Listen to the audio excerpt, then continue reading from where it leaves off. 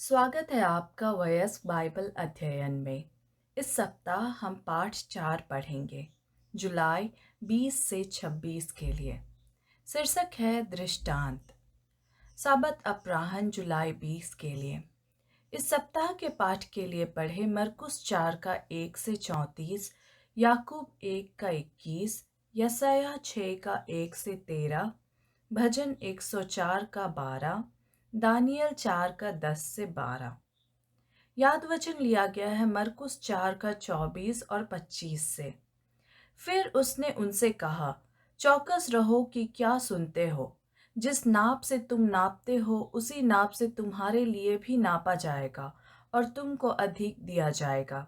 क्योंकि जिसके पास है उसको दिया जाएगा और जिसके पास नहीं है उससे वह भी जो उसके पास है ले लिया जाएगा।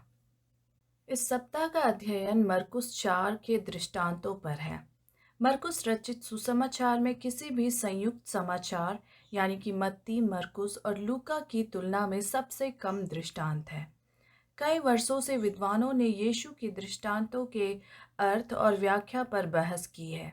उनकी व्याख्या कैसे करें, उनका क्या अर्थ है, यीशु ने उनका उपयोग क्यों किया, उनका उद्देश्य किस प्रकार के सबक प्रकट करता था और उन्हें किस शाब्दिक रूप से लिया जाना चाहिए या क्या ये विशुद्ध रूपक थे इत्यादि। जाहिर है हम इस सप्ताह के पाठ में इन सभी मुद्दों को हल नहीं करने जा रहे हैं। इसके बजाय हम उन पर गौर करेंगे और परमेश्वर की कृपा से इन दृष्टांतों के माध्यम से यीशु द्वारा बताए गए बिंदुओं को समझेंगे। मरकुस 4 में केवल 5 दृष्टांत है: बोने वाला, दीपक, माप, उगने वाला बीज और राई का बीज। अध्याय का अधिकांश भाग बोने वाले के दृष्टांत के इर्द गिर्द घूमता है। पहले यह दृष्टांत बताया गया है, उसके बाद दृष्टांतों का कारण बताया गया है और फिर दृष्टांत की व्याख्या की गई है। यह 3 चारणीय पैटर्न रविवार, सोमवार और मंगलवार के अध्ययन का फोकस होगा। फिर अन्य दृष्टांत बुधवार और गुरुवार को अध्ययन का विषय होंगे। रविवार जुलाई 21 के लिए शीर्षक है बोने वाले का दृष्टांत। मरकुस 4 का 1 से 9 पढ़े। विभिन्न मिट्टियाँ कैसी होती है और उन पर गिरने वाले बीज का क्या होता है। सुसमाचार में यीशु के दृष्टांतों को पढ़ते समय लोग अक्सर यीशु द्वारा दी गई व्याख्या पर तुरंत जाना चाहते हैं। आखिरकार क्या इन कहानियों का उद्देश्य मसीही जीवन के लिए कुछ आध्यात्मिक सत्य सिखाना नहीं है? हाँ, लेकिन कभी-कभी परमेश्वर का राज्य कैसा है या जिसके सुनने के कान है वह सुन ले जैसी संक्षिप्त टिप्पणियों के अलावा यीशु दृष्टांत की व्याख्या नहीं करता है। नतीजतन कहानी को धीमा करना और उसका विश्लेषण करना अच्छा है ताकि उस दिशा को पकड़ सके जिसकी ओर उसकी विभिन्न कथात्मक विशेषताएं इंगित करती है। बीज बोने वाले के दृष्टांत के साथ ऐसा करने से विभिन्न प्रकार के विचार उत्पन्न होते हैं। प्रत्येक मामले में बीज एक ही होता है लेकिन 4 अलग-अलग प्रकार की मिट्टी पर गिरता है। मिट्टी का प्रकार बीज के परिणाम को बहुत प्रभावित करता है। एक निरंतर कहानी के बजाय दृष्टांत वास्तव में प्रत्येक सेटिंग में पूरी होने तक बताई गई 4 अलग-अलग कहानियां हैं। कहानी को पूरा करने का समय प्रत्येक क्रमिक कहानी के साथ बढ़ता जाता है। सड़क पर गिरे बीज को पक्षी तुरंत खा लेते हैं और जब तक वह बो रहा था तो कुछ बीज मार्ग के किनारे गिरे और आकाश के पक्षियों ने आकर उसे चुग लिया। मरकुस 4 का 4। जो बीज पथरीली जमीन पर गिरता है उसे अपने असफल परिणाम तक पहुंचने में कुछ दिन या सप्ताह लग जाते हैं, जिसमें सूरज से झुलसाना भी शामिल है। जो बीज घास फूस वाली मिट्टी पर गिरता है उसे अपने अनुत्पादक अंत तक पहुंचने में अभी भी अधिक समय लगता है, जैसे कि वह कांटों से दबा हुआ हो। जो बीज अच्छी मिट्टी पर गिरता है उसमें सबसे अधिक समय लगता है, संभवतः पूरा उगने का मौसम, जैसा कि किसी फसल के लिए सामान्य प्रक्रिया है। 3 कहानियां विफलता के बारे में हैं, केवल अंतिम सफलता अच्छी प्रचुर फसल के बारे में है। कहानियों की लंबाई प्रत्येक क्रमिक कहानी के लिए विस्तृत और लंबी अवधि, और यह तथ्य केवल एक ही कहानी सफलता के बारे में है। सभी असफलता के जोखिम से भरे हैं, लेकिन सफलता के प्रचुर परिणाम की ओर इशारा करता है। यह दृष्टांत से सत्यों की कीमत और इसमें शामिल जोखिमों के साथ साथ यीशु का अनुसरण करने के प्रचुर पुरस्कार की ओर भी इशारा करता प्रतीत होता है। कुछ अन्य आध्यात्मिक सबक क्या है जो हम प्रकृति से सीख सकते हैं? सोमवार, जुलाई 22 के लिए शीर्षक है यीशु की व्याख्या। यीशु का दृष्टांत खत्म हो गया था। तुरंत कोई स्पष्टीकरण नहीं दिया गया। पाठ मरकुस 4 का 1 के अनुसार यीशु ने इसे एक बड़ी भीड़ के सामने कहा था। केवल बाद में एक छोटे समूह मरकुस 4 का 10 के साथ उसने समझाया कि दृष्टांत का क्या अर्थ है। मरकुस 4 का 13 से 20 पढ़े। यीशु ने बीज बोने वाले के दृष्टांत की व्याख्या कैसे की? यीशु ने कहानी के बाहर की वस्तुओं की पहचान करके दृष्टांत की व्याख्या की है, जो कहानी के कई विवरणों के लिए है। व्याख्या से संकेत मिलता है कि कहानी वास्तविक दुनिया के संदर्भ में एक ढीला रूपक है, जरूरी नहीं कि हर एक विवरण के लिए एक संदर्भ हो। यीशु बीज की पहचान शब्द के रूप में करता है। यह परमेश्वर के वचन को संदर्भित करेगा, विशेष रूप से यीशु द्वारा प्रचारित। याकूब 1 का 21 में कहा गया है, इसलिए सारी मलिनता और बैर भाव की बढ़ती को दूर करके उस वचन को नम्रता से ग्रहण कर लो जो हृदय में बोया गया और जो तुम्हारे प्राणों का उद्धार कर सकता है। अलग अलग मिट्टी के श्रोता अलग अलग प्रकार के होते हैं।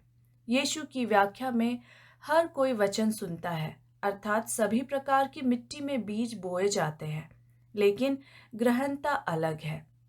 रास्ते की मिट्टी कठोर है और पक्षी बीज छीन लेते हैं। यीशु इसे शैतान द्वारा सत्य को छीन लेने से जोड़ता है। पथरीली मिट्टी में गहराई कम होती है। यीशु इसे उथली प्रतिबद्धता वाले लोगों से जोड़ते हैं। उन्होंने शिष्यत्व की लागत की गणना नहीं की है।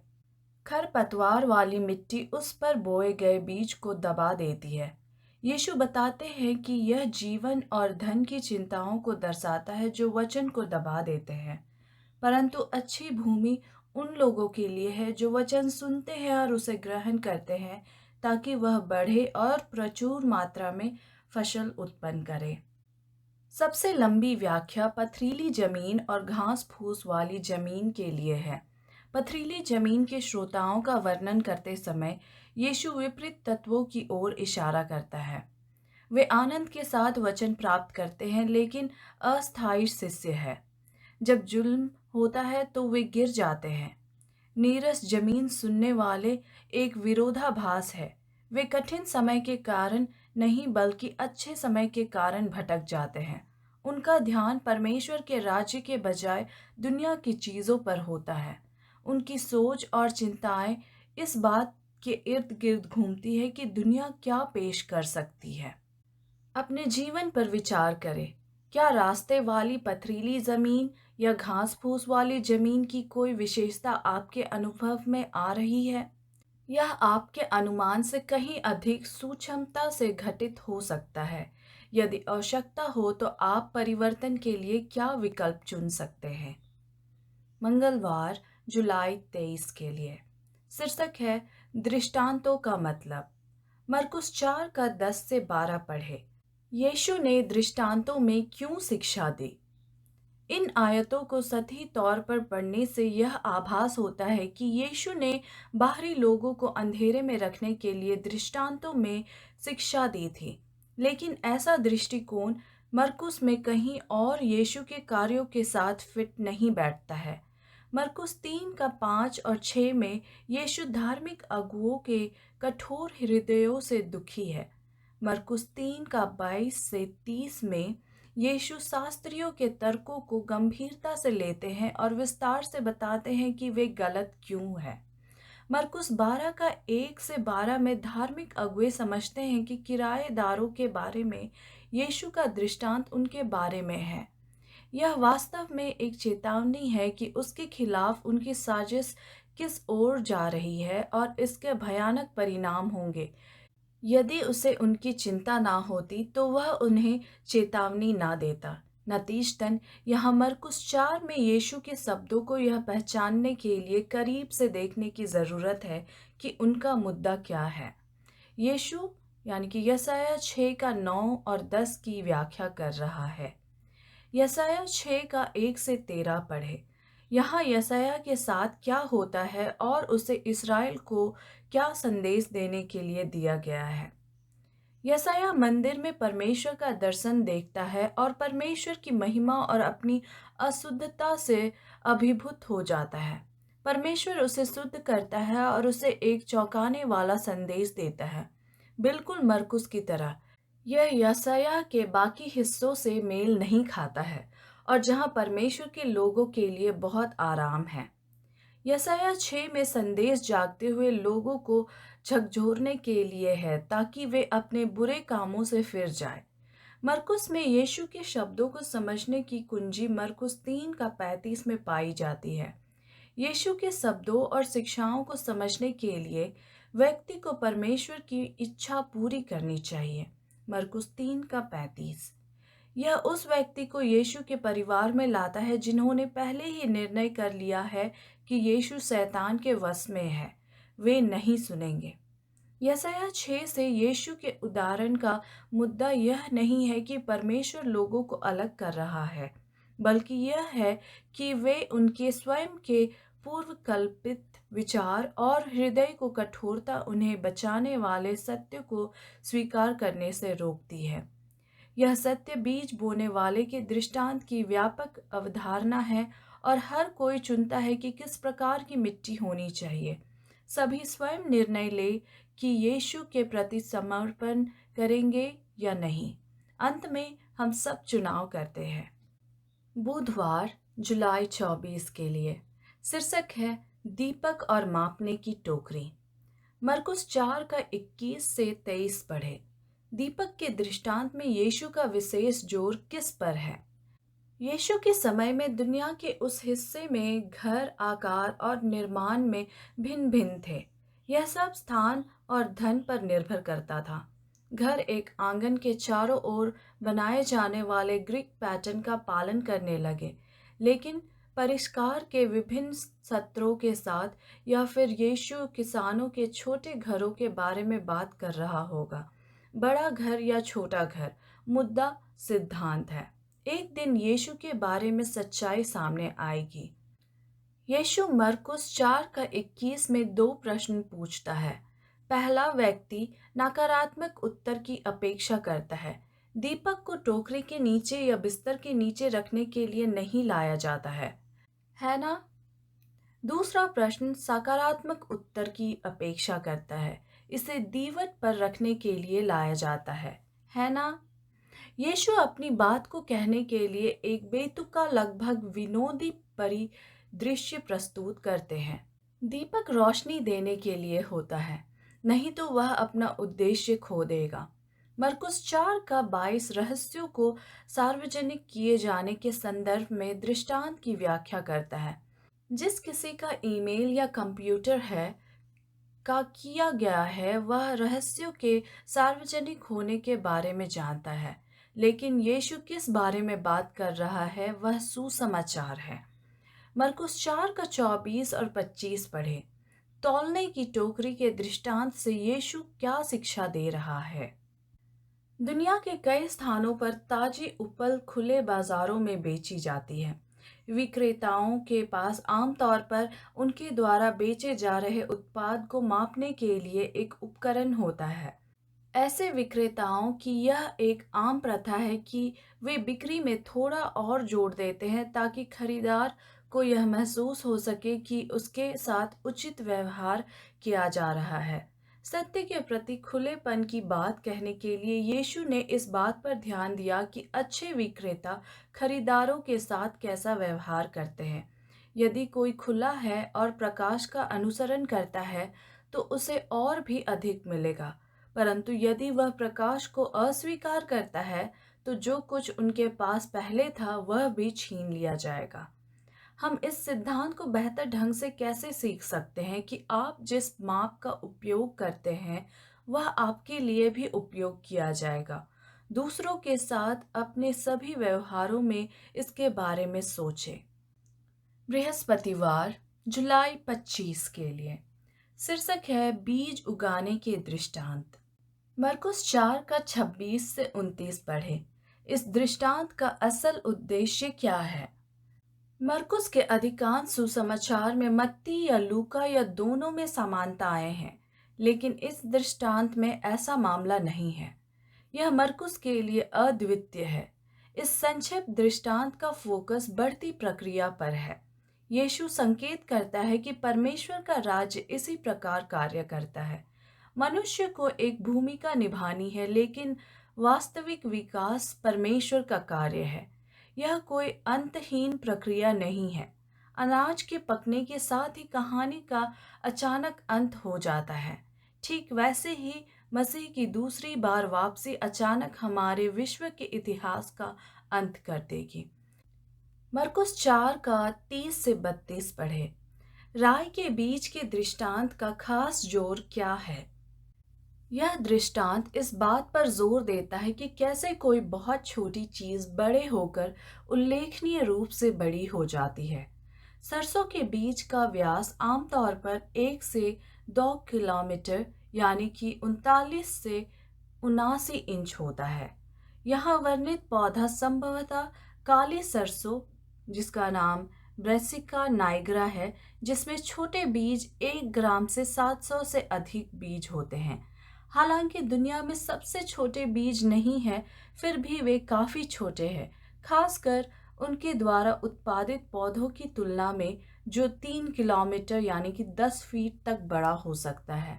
यीशु ने गौर किया कि पक्षी सरसों के पौधों की शाखाओं में भी घोंसला बनाते हैं। यह अंतिम संदर्भ भजन 104 का 12 का संकेत है। साथ ही दानियल 4 का 10 से 12 का भी संकेत है। भजन 104 संसार को बनाने में परमेश्वर की शक्ति के बात करता है, और दानियल 4 नबूकदनेस्सर को एक महान पेड़ के रूप में दर्शाता है, जिसके नीचे पूरी दुनिया को छाया और भोजन मिलता है। यीशु का कहना यह है कि परमेश्वर का राज्य, जो बहुत छोटे से शुरू हुआ, बड़ा और प्रभावशाली हो जाएगा। यीशु के दिनों में लोगों ने गलील से अपने शिष्यों के समूह के साथ धूल भरे भ्रमणशील उपदेशक को हेय दृष्टि से देखा होगा, लेकिन समय ने साबित कर दिया कि उसकी कृपा का राज्य पूरे विश्व में फैल रहा है, और राज्य का यह सुसमाचार सारे जगत में प्रचार किया जाएगा कि सब जातियों पर गवाही हो, तब अंत आएगा। मत्ती 24 का 14। विचार करें कि जब यीशु ने यह भविष्यवाणी की थी तब चर्च कैसा था। यह इतनी उल्लेखनीय, यहाँ तक कि विश्वास पुष्टि करने वाली यानी कि हमारे लिए भविष्यवाणी क्यों है? शुक्रवार जुलाई 26 के लिए अतिरिक्त अध्ययन।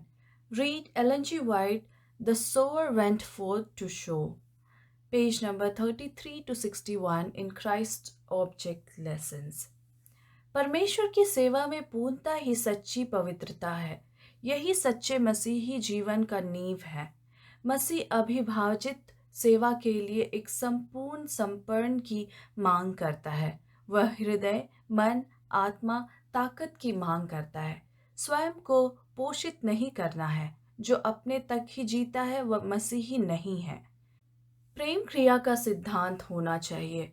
प्रेम स्वर्ग और पृथ्वी में परमेश्वर की सरकार का अंतर्निहित सिद्धांत है, और यह मसीही के चरित्र की नींव होनी चाहिए। यही उसे दृढ़ बना और स्थिर रख सकता है। केवल यही उसे परीक्षा और लोभ का सामना करने में सक्षम बना सकता है। और प्रेम बलिदान में प्रकट होगा। उद्धार की योजना बलिदान में रखी गई थी। एक बलिदान इतना व्यापक, गहरा और ऊंचा कि यह अथाह है।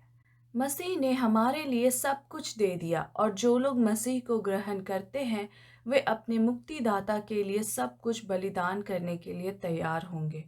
उसके सम्मान और महिमा का विचार किसी भी अन्य चीज से पहले आएगा। Ellen G White, Christ object lessons, page 48 और 49। चर्चागत प्रश्न। पहला, प्रेम क्रिया का सिद्धांत होना चाहिए। प्रेम स्वर्ग और पृथ्वी में परमेश्वर की सरकार का अंतर्निहित सिद्धांत है।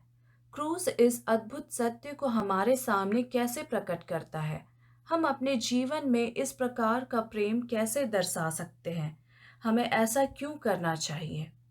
दूसरा, आप उस व्यक्ति को क्या जवाब देंगे जिसने इस बात पर जोर दिया कि यीशु ने बाहरी लोगों को अंधेरे में रखने के लिए दृष्टांत सुनाए?